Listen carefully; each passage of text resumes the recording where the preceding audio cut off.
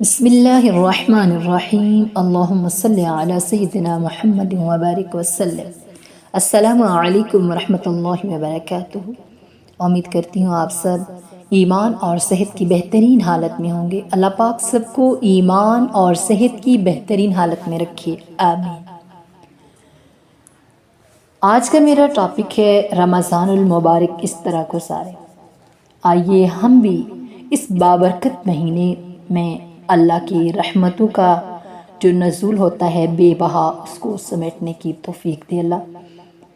انسان کسی کا خالق اور مالک نہیں، وہ کسی کی مخلوق ہے۔ اس کا مقصد زندگی ہی یہ ہے کہ وہ کسی کی بندگی کرے، اس لیے اس کی فطرت یہ چاہتی ہے وہ کسی لافانی ہستی کے آگے سرنگو ہو، اس کی عظمتوں پر اپنے عجز و نیاز نچھاور کرے، مصائب میں اس کے نام کا سہارا لے، اسے مدد کے لیے پکارے اور زندگی کے مشکل ترین لمحات میں اس کی توفیق سے رہنمائی حاصل کرے۔ آج کی مادہ پرست زندگی اگرچہ دنیا کی ساری نعمتیں عطا کر سکتی ہو، لیکن اس کی اس فطری خواہش کی تسکین نہیں کر سکتی۔ انسان کی یہ فطرت بعض اوقات نفسانی خواہشات کے انبار میں دب تو جاتی ہے لیکن مٹتی نہیں، اور یہی وہ چھپی ہوئی فطری خواہش ہے جو اسے کیف و نشاط کے سارے وسائل مل جانے کے باوجود آرام نہیں لینے دیتی، اور بعض اوقات اس کی زندگی کو اجیرن بنا کر چھوڑتی ہے۔ کسی نے کیا خوب کہا ہے، یوں زندگی گزار رہا ہوں تیرے بغیر، یوں زندگی گزار رہا ہوں تیرے بغیر، جیسے کوئی گناہ کیے جا رہا ہوں۔ اسلام کی تعلیمات میں عبادات کا شعبہ اسی مقصد کے لیے رکھا گیا ہے کہ اگر ان پر ٹھیک ٹھیک عمل کر لیا جائے تو عبادات کے یہ طریقے انسان کی روح کو حقیقی غذا فراہم کر کے اللہ تعالیٰ کے ساتھ اس کے رشتے کو مضبوط اور مستحکم بناتے ہیں، اور جسم اور روح کے تقاضوں میں توازن پیدا کر کے انسان کو ایک ایسا نقطۂ اعتدال تک پہنچاتے ہیں جو در حقیقت سکون اور اطمینان کا دوسرا نام ہے۔ قرآن مجید کا ارشاد ہے، الا بذکر اللہ تطمئن القلوب، یاد رکھو اللہ ہی کے ذکر سے دلوں کو اطمینان نصیب ہوتا ہے۔ تو رمضان المبارک کا مقدس مہینہ ہر سال اس لیے آتا ہے کہ سال کے 11 مہینے انسان اپنی مادی مصروفیات میں اتنا منہمک رہتا ہے کہ وہی مصروفیات اس کی توجہ کا مرکز بن جاتی ہیں، اور اس کے دل پر روحانی اعمال سے غفلت کے پردے پڑنے لگتے ہیں۔ عام دنوں کا حال یہ ہے کہ 24 گھنٹوں میں جسمانی غذا کی مقدار کم کر کے روحانی غذا میں اضافہ کر دیں، اور اپنے جسمانی سفر کی رفتار ذرا دھیمی کر کے روحانی سفر کی رفتار بڑھا دیں، اور ایک مرتبہ پھر دونوں کا توازن درست کر کے اس نقطہ اعتدال پر آ جائے جو اس زندگی کی سب سے بڑی نعمت ہے۔ اور اگر غور کرے ذرا تو غور سے دیکھے تو اسی نقطۂ اعتدال پر پہنچنے کی مسرت ہے جس کا جشن عید الفطر کی صورت میں مقرر کیا گیا ہے۔ لہٰذا رمضان المبارک صرف روزے اور تراویح کا نام نہیں ہے، بلکہ اس کا صحیح فائدہ اٹھانے کے لیے ضروری ہے کہ انسان اس مہینے میں نفلی عبادات کی طرف بھی خصوصی توجہ دے، اور کسی کی حق تلفی کیے بغیر ہی اگر اپنے اوقات کو مادی مصروفیات سے فارغ کر سکتا ہے تو انہیں فارغ کر کے زیادہ سے زیادہ نوافل، تلاوت اور ذکر و تسبیح میں صرف کرے۔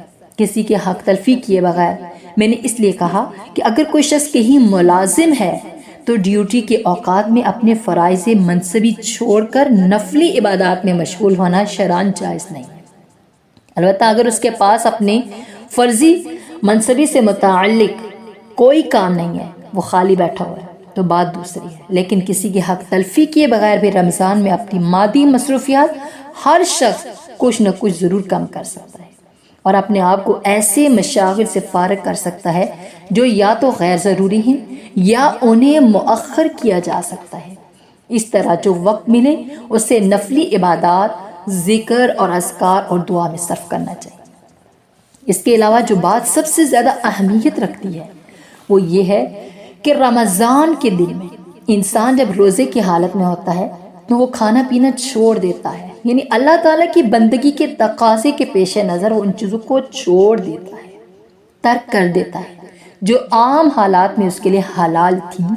اب یہ کتنی ستم ظرفی کی بات ہوگی کہ انسان روزے کے تقاضے سے حلال کام ترک تو کر دے لیکن وہ کام بددستور کرتا ہے جو عام حالات میں بھی حرام ہے۔ لہٰذا اگر کھانا پینا چھوڑ دیا مگر جھوٹ، غیبت، دل آزاری، رشوت ستانی وغیرہ جو ہر حالت میں حرام کام تھے وہ نہ چھوڑے تو اندازہ کیا جا سکتا ہے کہ ایسا روزہ انسان کی روحانی ترقی میں کتنا مددگار ہو سکتا ہے۔ لہٰذا رمضان المبارک میں سب سے زیادہ اہتمام اس بات کا ہونا چاہیے کہ آنکھ، زبان، کان اور جسم کے تمام اعضاء ہر طرح کے گناہوں سے محفوظ رہیں۔ اپنے آپ کو اس بات کا عادی بنایا جائے کہ کوئی قدم اللہ کی نافرمانی میں نہ اٹھے۔ رمضان کو نبی کریم صلی اللہ علیہ وسلم نے ایک دوسرے کی غم خواری کا مہینہ قرار دیا۔ اس مہینے میں آپ صلی اللہ علیہ وسلم صدقہ اور خیرات بہت کثرت سے کیا کرتے تھے۔ اس لیے رمضان میں ہمیں بھی صدقہ خیرات، دوسروں کی ہمدردی، ایک دوسرے کی معاونت کا خصوصی اہتمام کرنا چاہیے۔ یہ صلح اور صفائی کا مہینہ ہے، لہذا اس میں جھگڑوں سے اجتناب کا بھی خاص حکم دیا گیا ہے۔ نبی کریم صلی اللہ علیہ وسلم کا ارشاد ہے کہ کوئی شخص تم سے لڑائی کرنا چاہے تو اسے کہہ دو کہ میں روزے سے۔ تو خلاصہ یہ ہے کہ رمضان صرف سحری اور افطاری کا نام نہیں ہے بلکہ ایک یہ تربیتی کورس ہے جس سے ہر سال مسلمانوں کو گزارا جاتا ہے۔ اس کا مقصد یہ ہے کہ انسان کا تعلق اپنے خالق اور مالک کے ساتھ مضبوط ہو، اسے ہر معاملے میں اللہ سے رجوع کرنے کی عادت پڑے، وہ ریاضت اور مجاہدے کے ذریعے اپنے اخلاق رذیلہ کو کچلے اور اعلیٰ اور صاف و اخلاق اپنے اندر پیدا کرے۔ اس کی شمع روشن ہو جو اسے رات کی تاریکی اور جنگل کے ویرانے میں بھی غلط کاریوں سے محفوظ رکھ سکے۔ اسی کا نام تقویٰ ہے۔ اور اعلیٰ اور صاف اور اخلاق اپنے اندر پیدا کرے، اس کے اندر نیکیوں کا شوق اور گناہوں سے پرہیز کا جذبہ بیدار ہو، اس کے دل میں خوف خدا اور فکر آخرت کی شمع روشن جو اسے رات کی تاریکی اور جنگل کے ویرانے میں بھی غلط کاریوں سے محفوظ رکھ سکے۔ اسی کا نام تقویٰ ہے۔